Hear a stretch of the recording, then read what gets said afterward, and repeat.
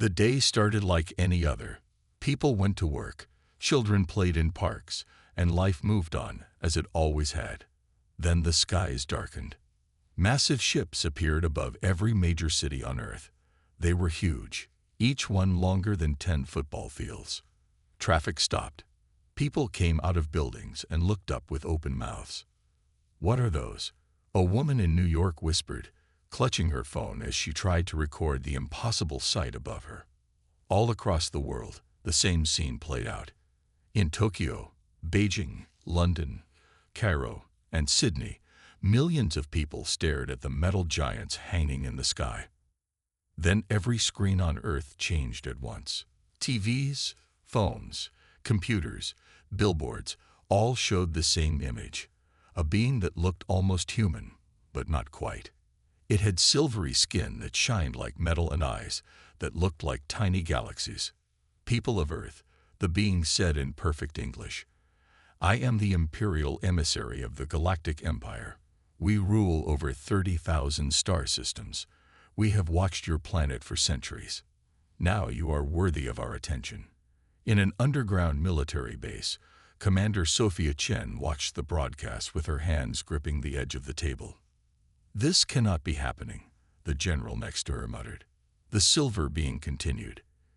"You have two choices: join our empire or face destruction. You have 1 galactic year to prepare. This is your one and only warning." The message repeated in hundreds of languages. No one could turn it off. In the chaos that followed, world leaders tried to maintain order. The United Nations called an emergency meeting. Military forces went on high alert. Religious leaders spoke of end times. Commander Chen was named head of the newly formed Unified Defense Council. Her first action was to gather the best scientists from around the world. "We need to understand what we're facing," she told them in their first meeting. "What exactly is a galactic year?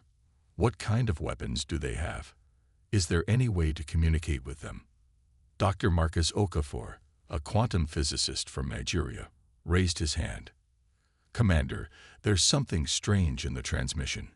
Hidden data packets embedded in the signal." "What kind of data?" Chen asked.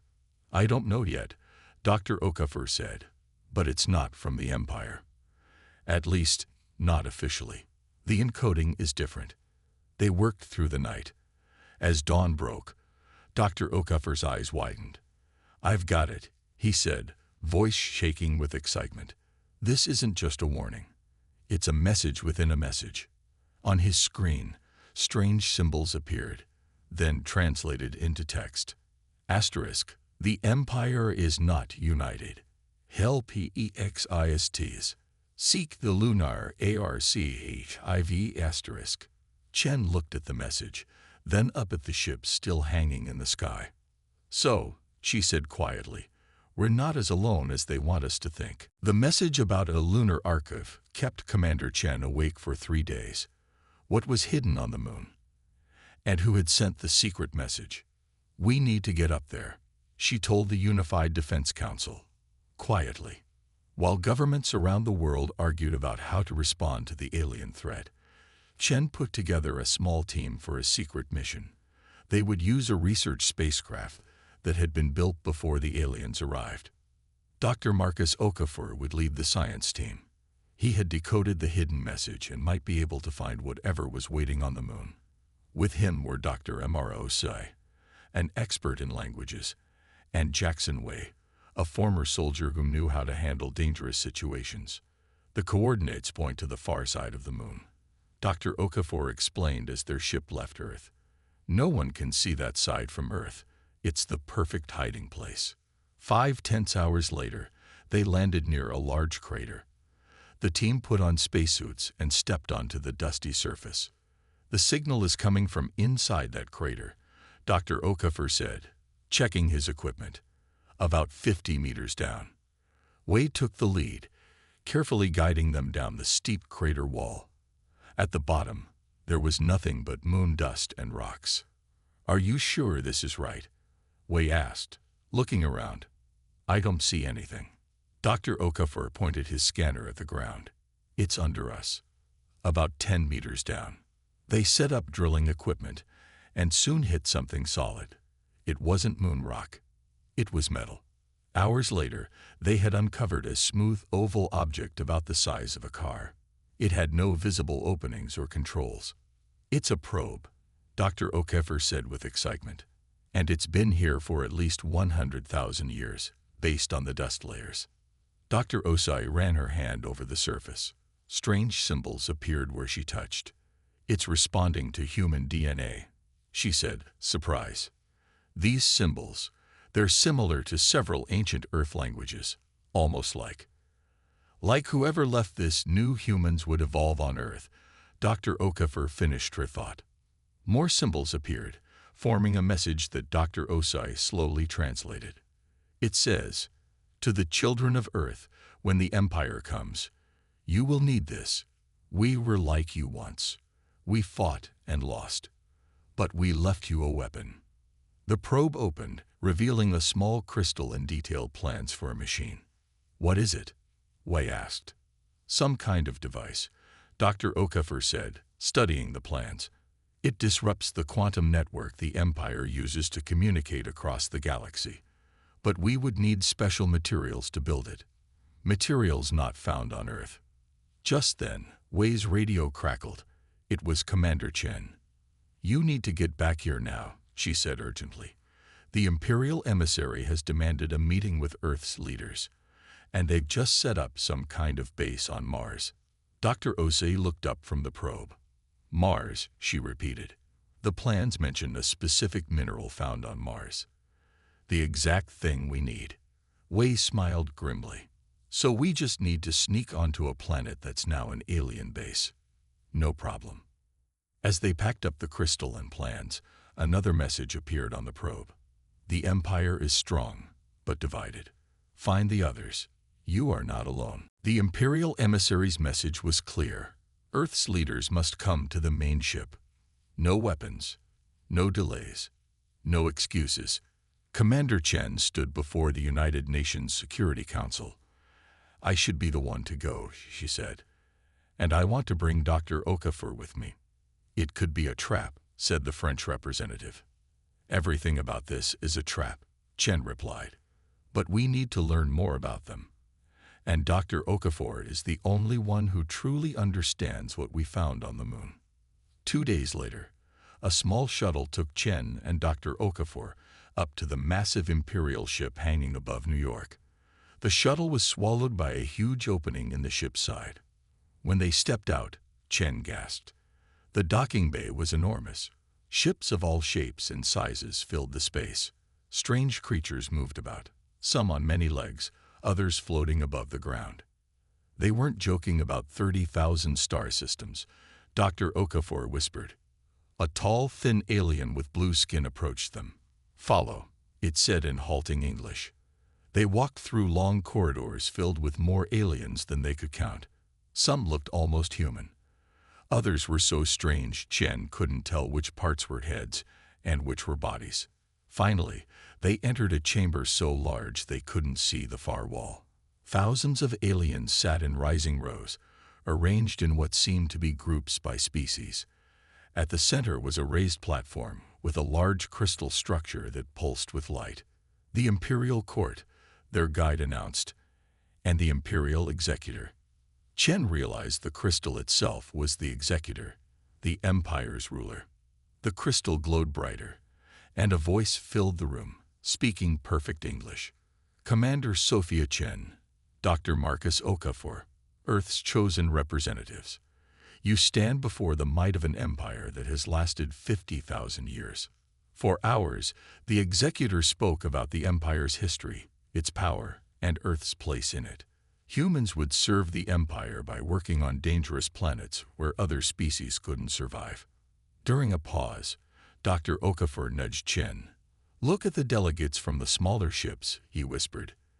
"They react differently when the executor mentions human adaptability. I think they're afraid of us." Chen noticed it too. When the executor spoke of human biology, several alien species shifted uncomfortably. When the executor finished, Chen stepped forward. "Great executor, we are honored by your attention." Before we begin integration, we would like to learn more about Imperial technology. Perhaps we could visit your Mars outpost as a first step." The chamber went silent. The crystal pulsed rapidly. "An unusual request," the executor finally said. "Why Mars?" Chen was ready with an answer. "It is our neighbor planet. We have sent simple robots there. If we see how you have improved it, we will better understand the benefits of joining the Empire." More silence. More pulsing. "Granted," the executor said finally. "You may send a small team to the Mars outpost." As they left the chamber, Dr. Okafor whispered excitedly, "It worked. And I've figured out something else. The Mars base sits directly above the deposit of minerals we need." Chen nodded, but kept her face serious. "The real question is," she said quietly, "what did we just agree to that we don't understand yet?" The trip to Mars took only 6 hours in the Imperial shuttle. On Earth, such a journey would have taken months. Jackson Wei looked out the window as the red planet grew larger. He led a team of 8 specialists, including Dr. Amara Osai, the language expert. "Remember the plan," Wei told his team quietly. "We are here to learn, to be friendly. The secret mission comes later." The shuttle landed beside a massive structure that had not existed 2 weeks ago. The Imperial Mars base looked like a giant silver bubble stretching several kilometers across the dusty surface. An alien official met them at the airlock. It had 6 limbs and eyes that moved independently of each other. "Welcome to Outpost 17, it said. "I am Supervisor Kelf. You will follow all safety protocols. Some areas are restricted. Questions will be answered if appropriate." Dr. Osei stepped forward. "Thank you for hosting us, Supervisor Kelf. We are eager to learn about Imperial technology."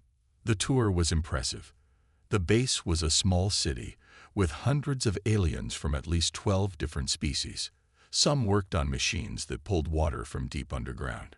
Others monitored screens showing other planets in the solar system. We noticed how each species seemed to have a specific job. The tall, thin ones worked with computers. The short, strong ones handled physical tasks. Everyone knew their place. "How do you decide which species does which job?" Dr. Osai asked Kelf. "Species functionality assessment," Kelf replied.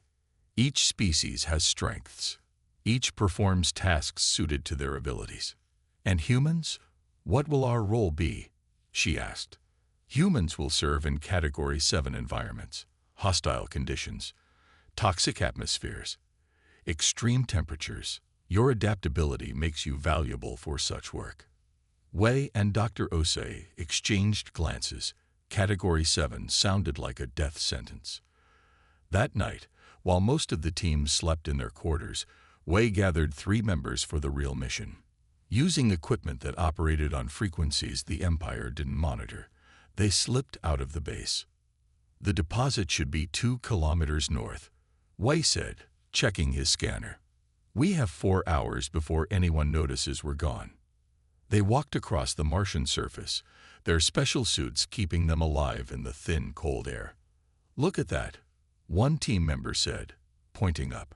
From Mars, Earth looked like a bright blue star, everything we're fighting for, in one small point of light. They reached the location and set up drilling equipment. The drill bit broke through the surface and hit something that glowed with an eerie blue light. "That's it," Wei said. "The resonance matches what Dr. Okafor described. This mineral doesn't exist on Earth." They worked quickly, extracting several kilograms of the glowing material. They packed it in special containers that would hide its energy signature from Imperial scanners. As they prepared to return, Wei's radio crackled. "Expedition team," Supervisor Kelf's voice said. "A dust storm approaches. Return to base immediately." Wei looked at the clear, calm sky. There was no storm. "They know," he whispered. "Move fast. Remember the backup plan." As they hurried back, carrying humanity's best hope hidden in their equipment bags, the first Imperial security ships appeared on the horizon. Commander Chen sat alone in her office at Unified Defense Headquarters. Reports from around the world showed the same thing. Imperial ships were setting up monitoring stations in every major city. Time was running out. Her computer screen suddenly flickered. The security systems should have prevented any outside signal from reaching her private terminal. Yet there was a message blinking on her screen. Open secure channel. Verification code. Lunar Archive. Chen froze. Only her team knew about the Lunar Archive. She typed a response. Identity. The screen changed, showing an alien face. It looked almost like a fox with purple fur and large golden eyes. I am Nexel, the alien said in perfect English. A friend. We don't have much time. How did you access this system? Chen demanded. Imperial technology has gaps. We exploit them, Nexel replied. I represent the unity of the unbound, those who resist the Empire from within. Chen leaned forward. Prove it. Your team found a probe on your moon. It contained plans for a quantum disruption device. Your people are on Mars now, seeking the mineral to power it. How do you know this? Because we left the probe. My ancestors, 100,000 years ago. We were the Lorathi. The Empire destroyed our homeworld when we refused to submit. But some of us survived, hiding within the Empire's structure for generations, building a network of resistance. Chen's mind raced. Why contact us now? Because humans are special, Nexel said. The Empire controls most species through a technology called the synchronicity wave. It suppresses independent thought, but human brains are naturally resistant to it. What you call creativity and free thinking are rare qualities the Empire has bred out of most species. So that's why they want us in Category 7 environments, Chen realized. To use us without risking rebellion. Exactly. The resistance has waited millennia for a species like yours. But we must act quickly. Your Mars team is in danger. Meanwhile, in Antarctica, Dr. Okafor worked in a secret facility built inside an old research station. The Empire believed it was just a primitive nuclear power plant, not worth their attention.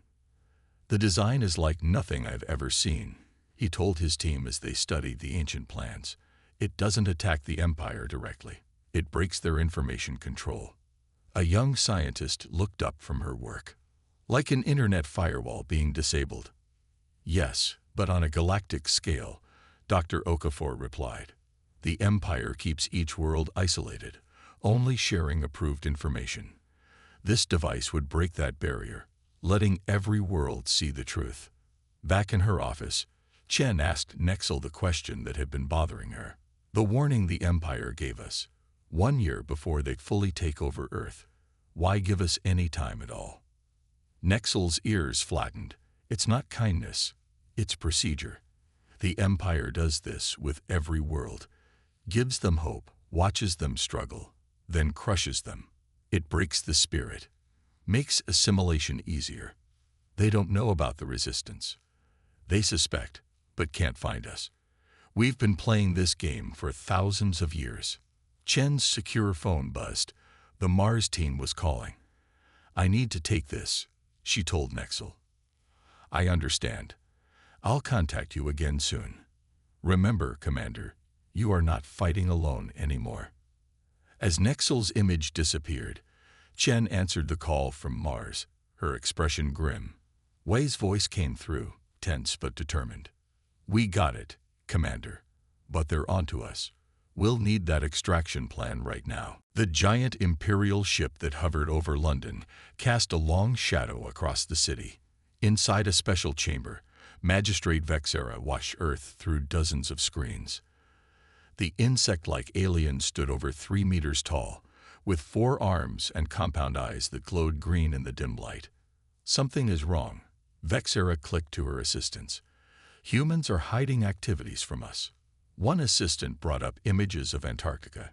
Energy readings from this region exceed what their primitive nuclear technology should produce.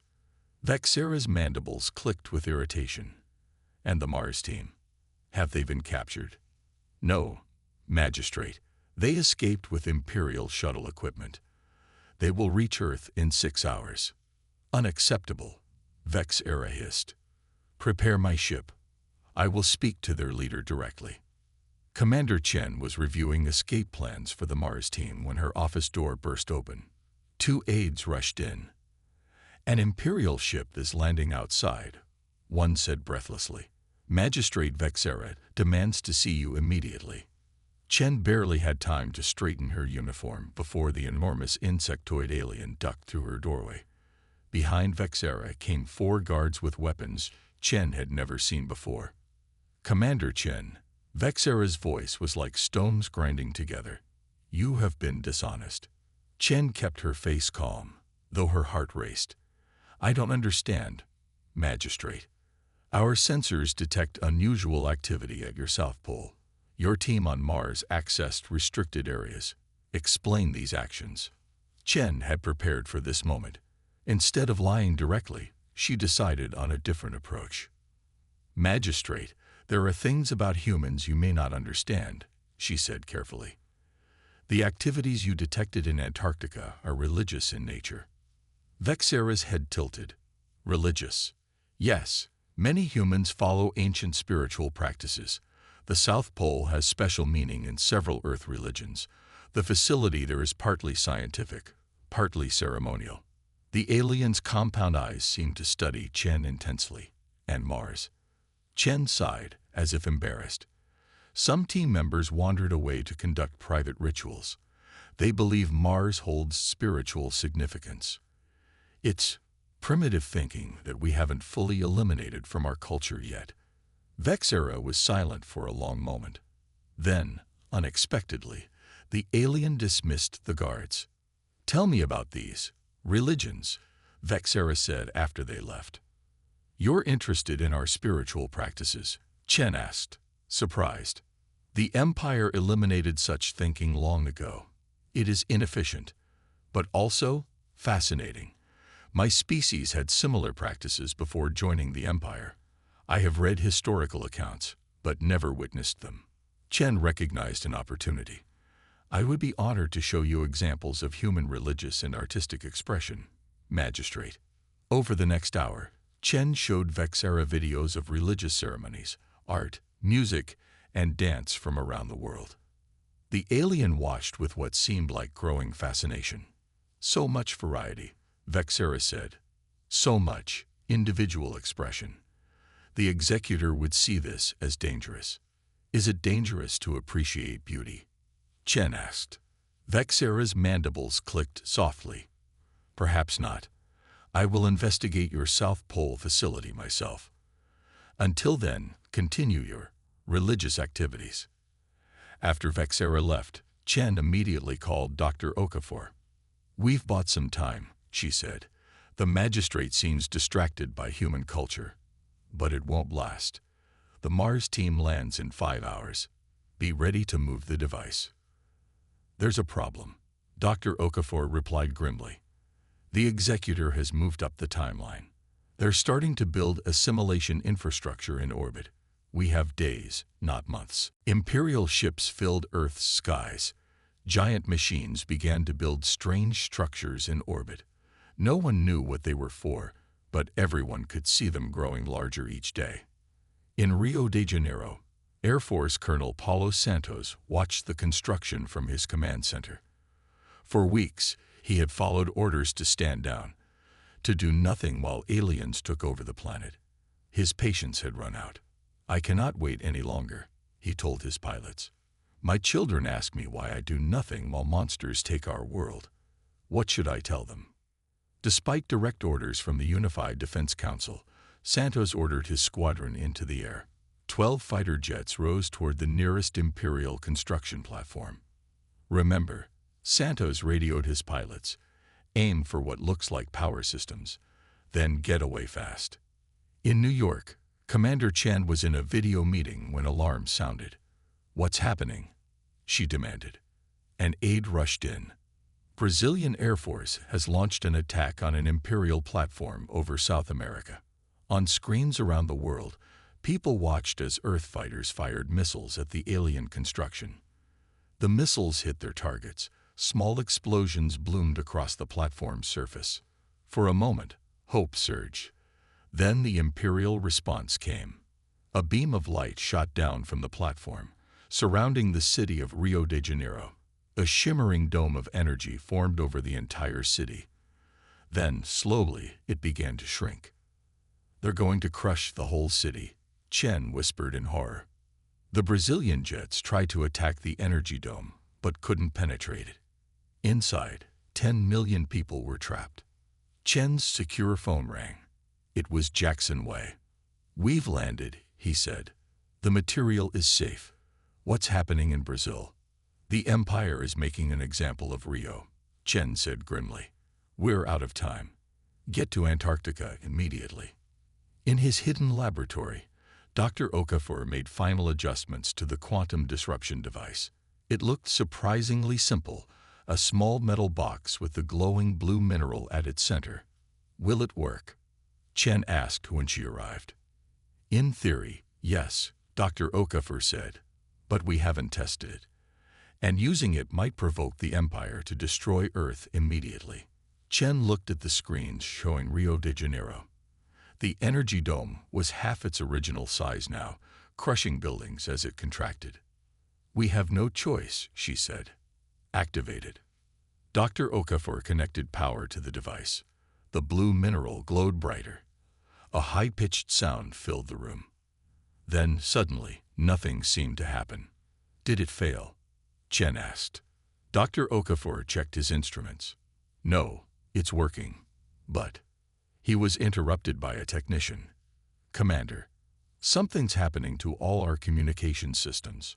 Around the world, every screen, radio, and communication device began receiving thousands of transmissions, not from Earth, but from across the galaxy."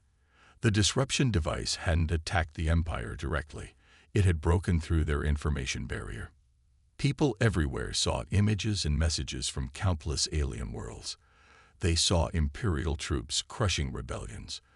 They saw slave species mining resources.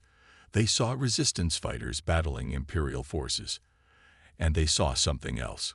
Worlds where the Empire's control was breaking down. Rebellions spreading like wildfire. This wasn't just a weapon, Chen realized, watching the flood of information. It was the truth. Above Rio de Janeiro, the energy dome suddenly flickered and disappeared.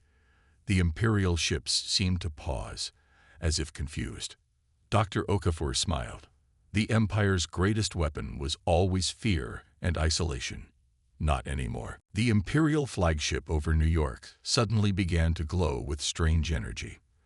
The massive ship moved lower in the sky until it hovered directly above the city. People in the streets below pointed and screamed. Some ran, others just stared. Then a blinding light appeared beneath the ship. From it descended a giant crystal, pulsing with rainbow colors. The executor itself had come to Earth. The crystal stopped about 100 meters above Times Square. A wave of energy spread outward. Everyone within 10 kilometers suddenly heard a voice in their minds. People of Earth, the executor's voice echoed in their thoughts. "Your resistance is unexpected, but ultimately futile." Commander Chen was in an emergency helicopter heading to New York when the mental broadcast reached her. She gripped her seat as the alien voice filled her mind. "You have activated technology you do not understand," the executor continued.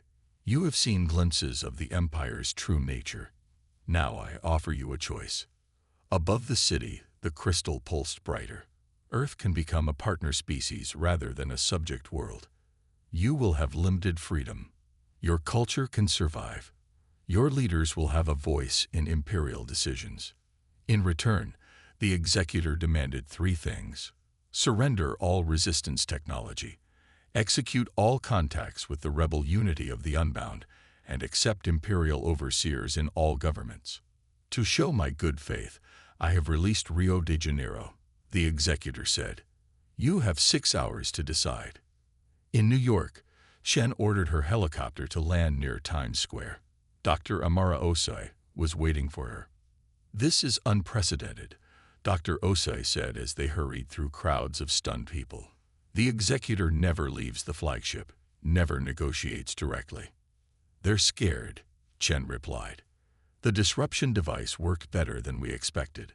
They set up a temporary command post in a nearby hotel. While military advisors argued about the executor's offer, Dr. Osei studied recordings of the mental broadcast.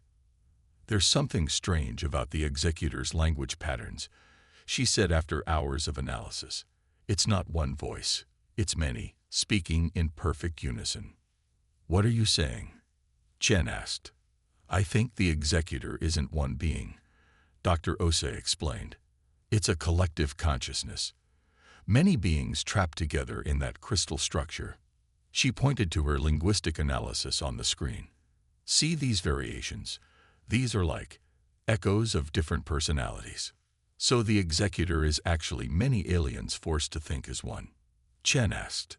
"Yes, and from the oldest linguistic markers, I think the original beings inside were the first species the Empire ever conquered. They've been enslaved for thousands of years." Chen leaned back, her mind racing. If these beings are prisoners, could they remember freedom? Could they want it again? "Maybe," Dr. Osei said. "But how would we reach them? The crystal structure seems impenetrable." Chen's secure phone buzzed. It was Dr. Okafor calling from Antarctica. "Commander, we've analyzed how the disruption device works," he said excitedly.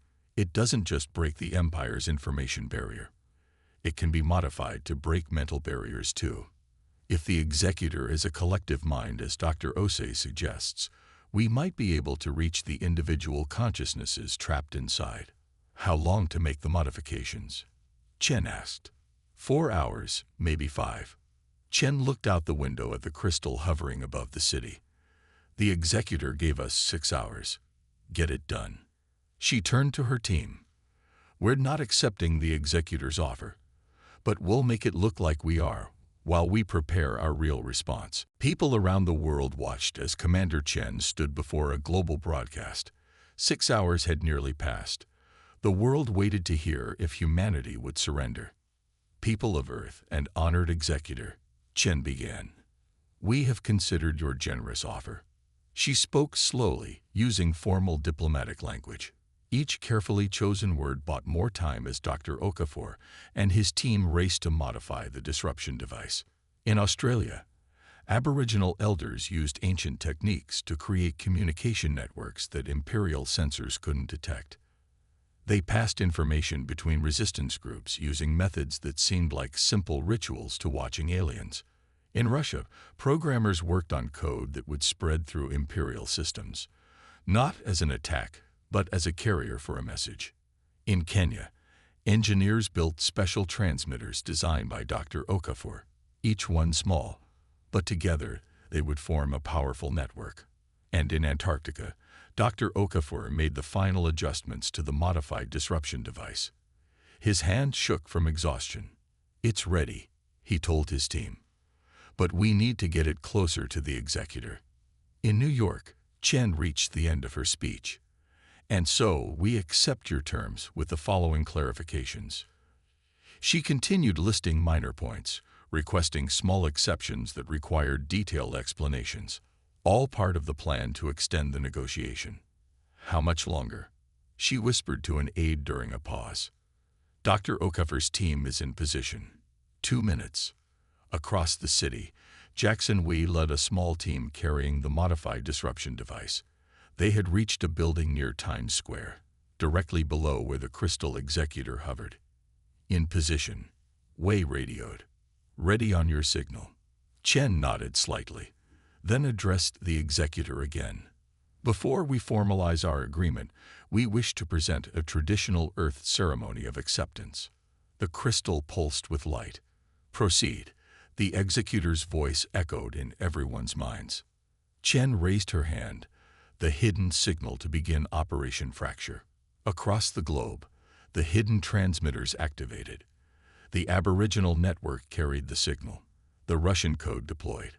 The disruption device in New York powered up to full strength, aimed directly at the executor. But this time, the device didn't just break information barriers. It sent a message directly to the minds trapped within the crystal. Dr. Osai had crafted this message using the oldest language patterns she had detected in the executor's speech. A simple message: remember freedom. The crystal executor suddenly flared with blinding light. Strange sounds filled the air, millions of voices crying out at once. What is happening? The executor's voice boomed, but now it sounded confused, fragmented. Stop this. We command. I remember. Who am I? We were free once. Stop. The crystal began to shimmer and crack. Beams of light shot from its surface. In orbit, Imperial ships broke formation. Some turned against others, firing weapons. The command structure was breaking down. Chen's secure phone rang. It was Nexel from the Resistance. It's working. The alien resistance fighter said excitedly. The signal is spreading through the Imperial network. Every ship, every world connected to the executor is receiving it. Rebellions are starting on 30 worlds already. The crystal above New York fractured further, pieces breaking off and dissolving into light.